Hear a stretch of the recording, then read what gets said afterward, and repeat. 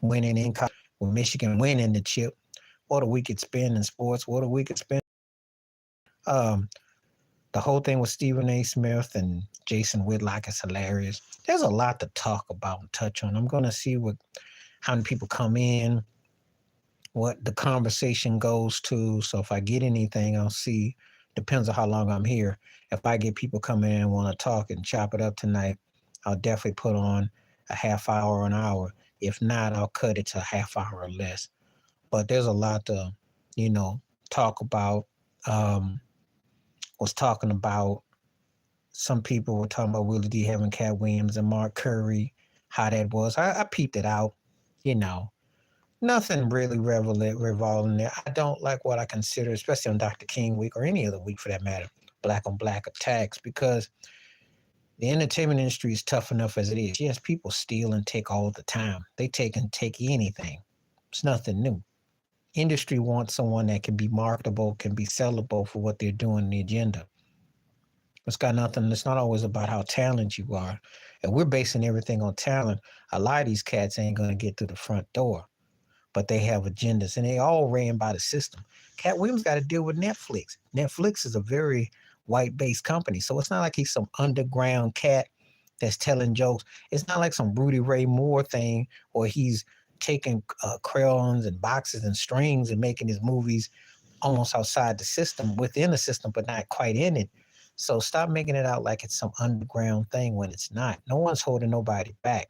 You know what you sign up for. You know what you're in there for. Just like Mark Curry do. You know, Curry's talented cat. What have you. He knew the appeal of his show. Hanging Mr. Cooper, which was a good show, but it was supposed to be like the black version of Three's Company. The powers that be didn't want it. So they make you go back and cut to what they want. See, that's the part we don't get to talk about. But everybody takes stuff. There is nobody that walks around original and whatnot. We know how people are. Nothing was exposed or said. It's just that there are people who get to play along, to be along in the system. And then there are other people who happen to fill certain voids. But make no mistake about it. If they want to take you out the mix, they will. You don't have access to nothing. You're only as good as the last hit you got. It's like Mario Van Peebles once said. It starts off as Mario who? We want Mario. Get the next Mario, and it's Mario who? Because you only get like a certain amount of moments in time before they on to the next flavor. So that's the cutthroat and the realness of the business. So I don't get into all the, agendas with all that other stuff that people come out and talk about. So, I'm not really trying. And as far as Stephen A. Smith and Jason Whitlock, well, they two tap dance in Turkey. So I didn't see what the big whoop was with that. We both know that they both on the ESPN plantation. We both know they didn't put down black athletes and black personalities and et cetera, et cetera. Neither one of them is above the other one. They both have, it's comical that how this racist institutionalized systems and these platforms run, they will have black folks against black folks to say stuff all the time. Because they know that that's where the market is. As long as we put each other down and don't call out the real problems. Let's talk about Joe Biden going to Pennsylvania getting booed. Let's talk about that. He got booed on his campaign trail. I was checking out Lisa Cabrera. She had a segment about it on her network. Check Lisa Cabrera out. Check out the people that talk about these things, like Professional Black Truth and the elder Rashawn Baba Rashad.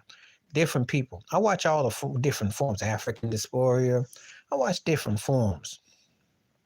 I want to talk about the real news. I did a video about Dr. King where I said the YouTube creators and the people that content creators, you're the grassroots people. You make the news. You're the real stream. Not what they try to say you on the news, not what they try to pontificate and try to manipulate you with. You are the news. So make it count. Speak your mind, hold your peace. So it's important that we have those people that believe in what they're saying and what they're doing. That's what it's about. So, Anyway, that's why I'm coming down with Dr. King weekend and everything. They're not honored that man at all. We're 60 years now with the Civil Rights Bill being passed where you can work and do things. And we're still talking about we shall overcome. We're still talking about our, dreams and things. There's not been any unity. There has been no justice. There has been no peace. You see somebody like Derek Chauvin with George Floyd, and it's still trying to wonder, why are you still dealing with police brutality, institutionalized systematic racism? Why won't they teach the truth in school? We have to say that as content creators and people. You have to take it back. Can't depend on a system that doesn't care about black folks and about the rights that people who aren't black who want to know the truth. See, because it's important that you teach that, So all those things factor. So that's how I want to tell you about. You don't use Dr. King as a blueprint or the backdrop. You have to really speak on something that hasn't been properly addressed, because he hasn't been properly addressed. He has not been given his proper due as a man and as a person, or Coretta Scott King for that matter. So it's important that that's all acknowledged. Got to teach it. Got to teach it. I got to ask about Bill Belichick. I did. I said Belichick, however you want to call him. He ain't much without Tom Brady. That was white arrogance and smug. He brought that on himself. It's kind of like when I look at the Chicago Bulls last night, Jerry Krause got booed. And even though it was distasteful and it was in poor judgment what they booed him, there's a reason why the Chicago Bull fans booed him, because the Bulls have not been a championship quality team. He ran off Phil Jackson, and it was disrespectful to Michael Jordan. Now, of course, as time goes on, wounds heal and stuff as they go on. Now, Michael Jordan should have ownership of the Chicago Bulls personally. I feel he should be an owner. I feel that the man was too important to that organization. Retire his number, retire his jersey, do all that. He should give him ownership. Wasn't for him, that franchise might not even be there anymore. He single-handedly saved and took the NBA to her new heights. That's the least you could do, to me personally. See, that's why I talk about real ownership, real acknowledgement, or real purpose. Not where you just a field hand, where they just give you a little cookie and say, oh, you're a good boy, and we'll, I'm talking about where they acknowledge him. So that's how I look at that. Mm-hmm. So they haven't done right where that's concerned. Yeah. And nobody showed up. No Jordan, no Rodman, no Pippen. How does that look? That looks hokey as I don't know what. Phil Jackson was there, but a lot of people weren't. It's a soap opera, and it turned out bad with Scottie and Jordan. It turned out bad. It's a shame too, because that was a special team. I wasn't the biggest Bulls fan, all that, but their impact and their dominance for that time, it's like the Jackson 5. It's like a new sensation. And they were really just like must-see. They captivated, and they're front and center stage. And Jordan was the centerpiece. He was that lead singer. He was that dude. From head to toe, you're watching whatever he said, what he did. And his competitive nature and spirit. So that's what made him so compelling. Very compelling. Then we get to Michigan's dominance over Washington Monday night. Michael Penix Jr. had a tough game against that Michigan defense. They were relentless, even though they were still close in the fourth quarter. But the thing is that Michigan didn't make careless mistakes. That's how Washington won a lot of their games, scoops and fumbles and cover. You made them play full football and full quarter football, they got wore down. And Michigan ran them all down their throat. Better championship game than last year, but it was still a dominance, though. And Jim Harbaugh won his chip. Some people are going to have question marks about him, whatever. Then I get asked about LeBron and the Lakers, and they crying for more trades and all that, and how he only scored 10 the other night against Phoenix, and Phoenix got revenge. Bradley Beal lit they butt up on the perimeter. Devin Booker. Well, actually, they got robbed the last time they played the Lakers in L.A., but the Devin Booker with Reeves fumble that ball and the rest, they didn't make no mistakes this time. They tore their behind up. The Lakers aren't a good team. But I think it's high time that people stop expecting LeBron James, Kevin Durant, Steph Curry, and even Kawhi Leonard to come out and be on top, because them days is about done. It's a different era now. Those guys are long in the tooth now, you know. Yeah, they'll get some wins and they'll have some moments, but like Steph kind of snuck a ring in, that sort of thing, that's not going to happen hardly again. There are no more dynasties in the NBA. There's no more teams that you can depend on. There's nobody that you can sit there and say, oh, that it's because the teams and the people are older now. It's older and it's more geared towards, I think with Jokic, we're going to see what it comes out the East. We're going to see. But you should be about the new. We need the new to take over. And I'm so tired of watching these old tired clowns on these sports shows talking about the Lakers need to trade the rosters. They've been doing that for LeBron for 15, 25 years. But the days of him just turning the switch and getting another gear is gone. 500 team. You are what your record is. And eventually, Father Time is going to win. And you get hurt. Anthony Davis is playing very good basketball. But he is not a force enough to make that team better. They just kind of tune him out. So I don't see where they got this fight and willpower because of his surges in games. I just don't. And Darren Ham, the coach, he's a good coach, wrong situation. Because he's dealing with too much ego and too much politics there. Politics. So, not with it. Not with it. I'm never envious and I don't clout chase or nothing like that. I appreciate all my viewers and everybody that I get that comes on or what have you.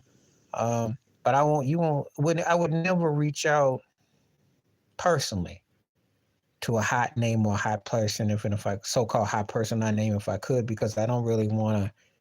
I don't do clicks and views. I speak my opinion. I made it clear how I feel about the Hollywood plantation. I'm not with the black on black attacks with the comedians and the actors and actresses and music and all that. We have our favorites. We have people we champion, and we put people in tier levels. However, there's room for everybody.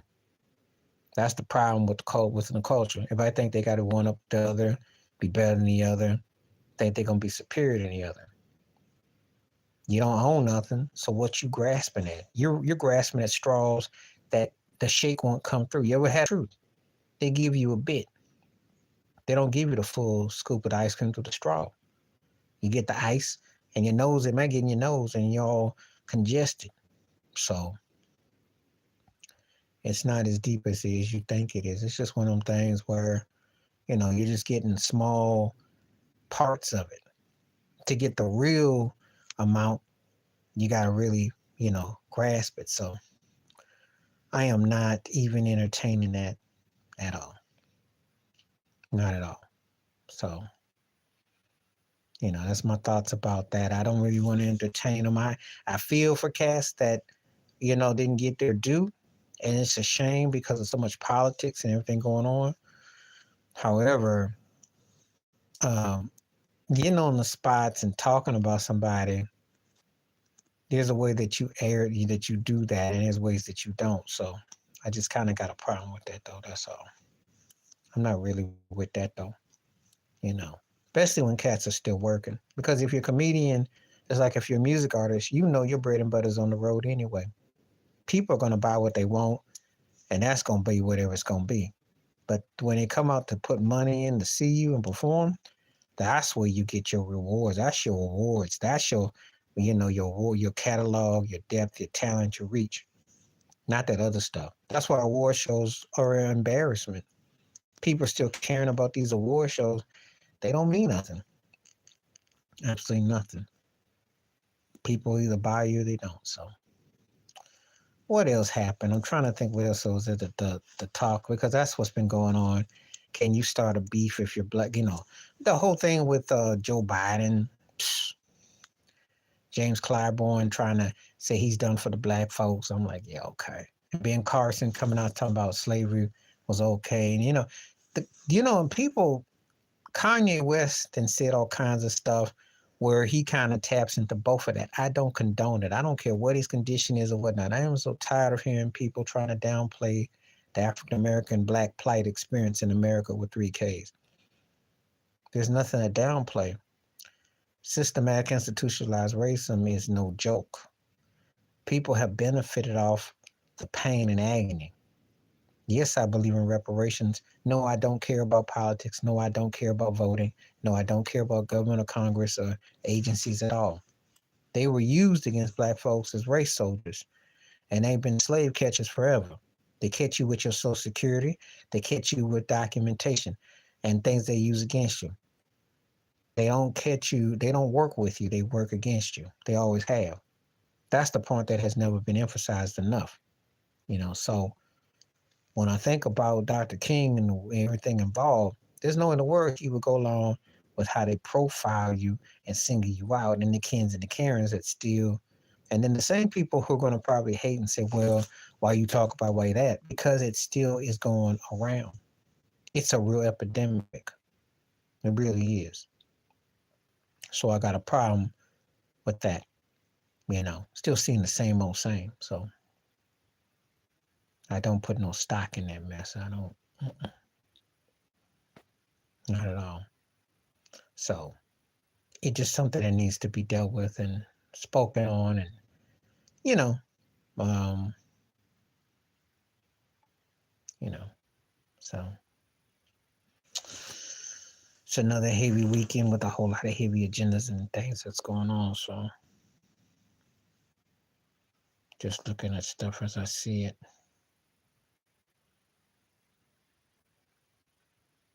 But depends on where you are with stuff. Like I said before, I see anybody coming through. I think I had a couple of people kind of peek through. And sometimes I mainly come up on Sunday. I decide to try to see if anyone's out here tonight. So if I don't see nobody in the next couple of minutes, I'll cut it short. But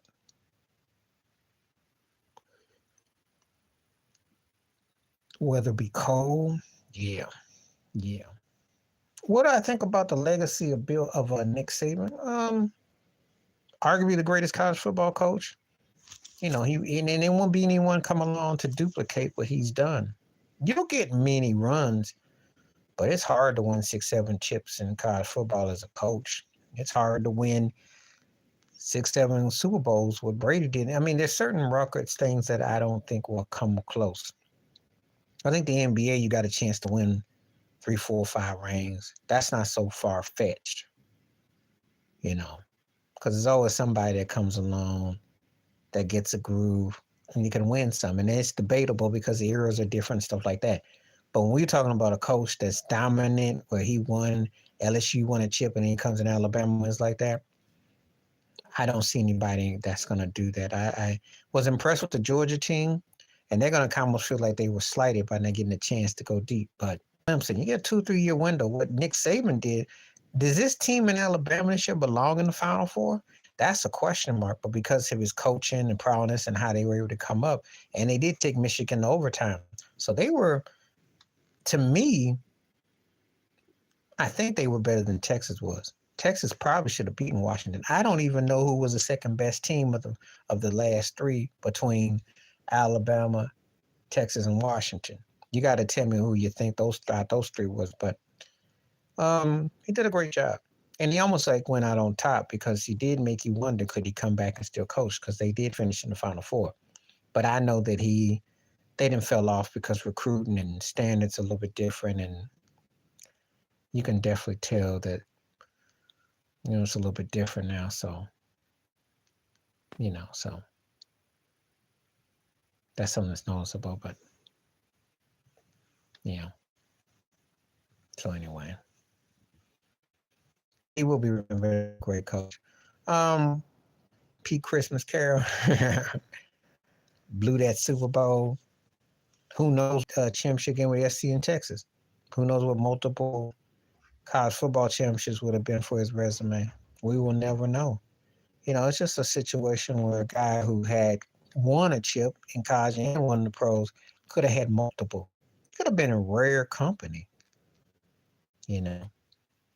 So it's kind of like, where do you come down with him?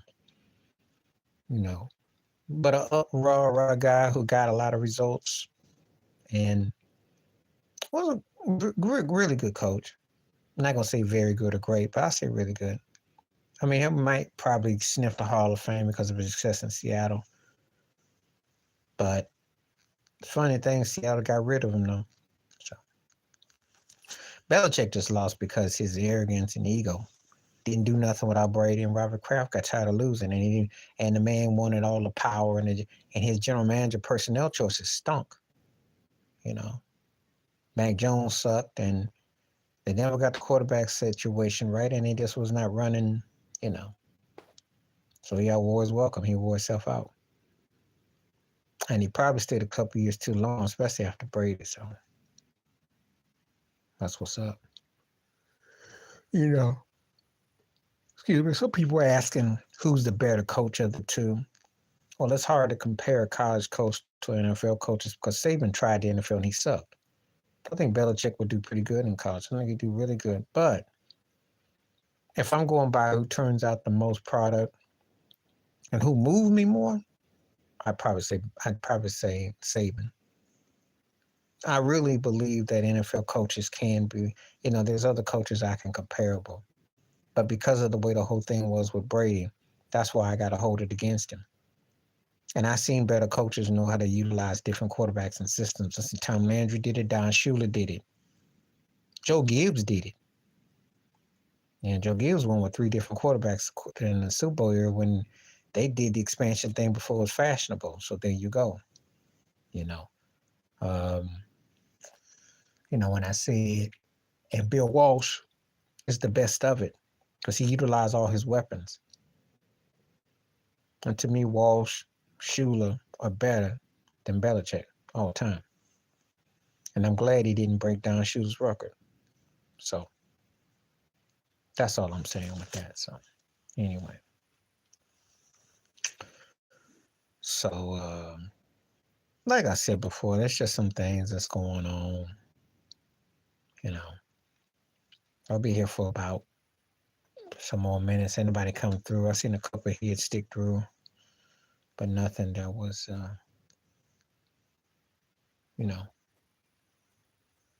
longevity.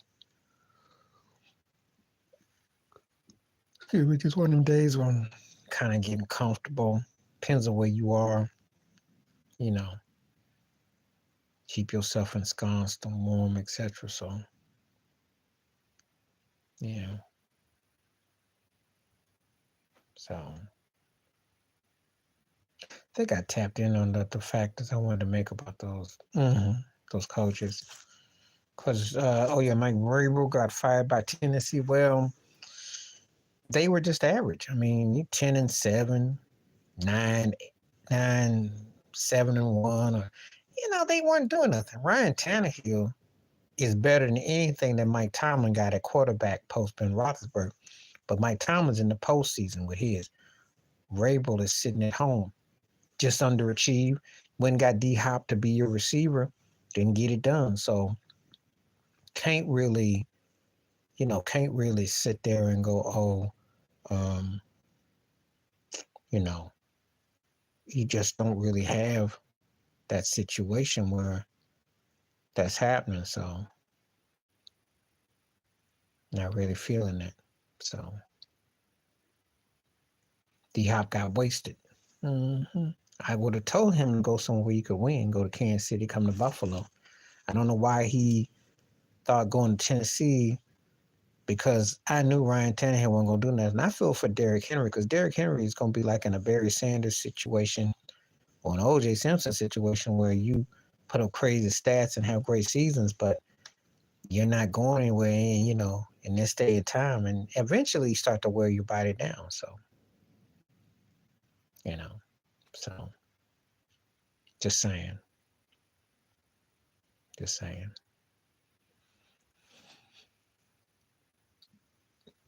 So, yeah. But yeah, like I said before, there's different things going on, conversations and stuff that, I try to cover a wide range. I did talk about the Tiger Woods in his 27 years association with Nike. Yeah, that was a pretty big deal to me. He was there for so long and so much history was made. Wonder if he's starting up his own franchise or what's going on. You think they give him a lifetime contract because with all the money and the press and the hoopla, you know, but I don't know, you know, you know, you just never know about these things. You just see somebody with a long run, and then, when things start to come around, they decide to bounce. But I always said it's just another plantation because they pay you a certain amount of money and they make tons of money off of you. A lot of people were thinking, oh, when he first signed it, it was such a lot of money when he won that Masters. Little did they know he generated that money times 10 in a little 3 or 4 year window. So what he did from 2002 on three, he made that money year in, year out. So, he's more than made up that number though. So, yeah. So that's kind of like what's going on with that. Just trying to see. I got a couple minutes, and I'll see what's going on. Just kind of like, see what people are saying. If there's anything that's going on,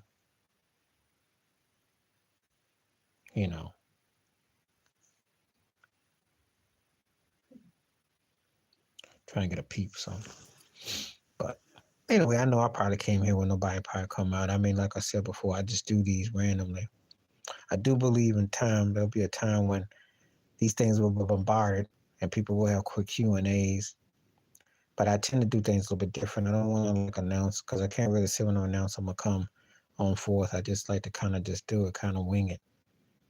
So, and even if you don't come on here live, you can always listen to the stream or watch it. And, always ask questions if you choose to after the fact. And then when I do another live stream, I will gladly answer it. But, so I don't mind,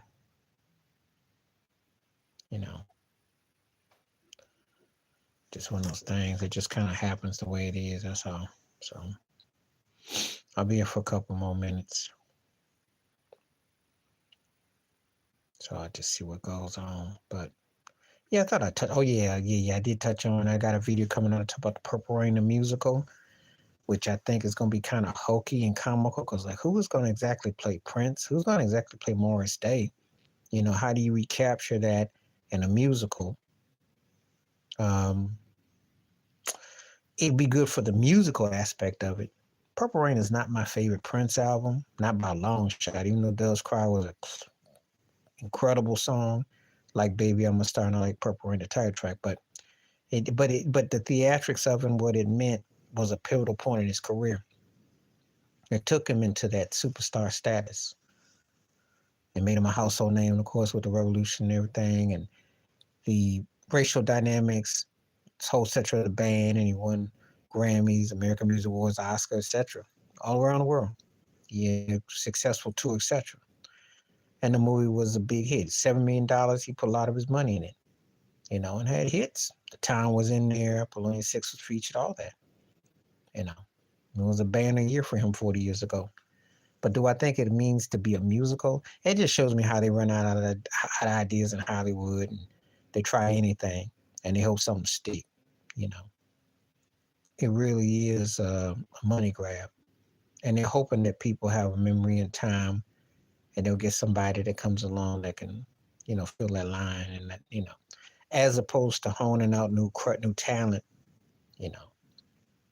That's what they, you would hope they do, but they don't.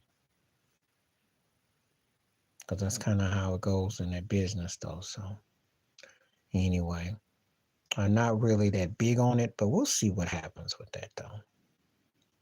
We shall see. Sure, they, going to put a lot of money in it to push the agenda. So, so.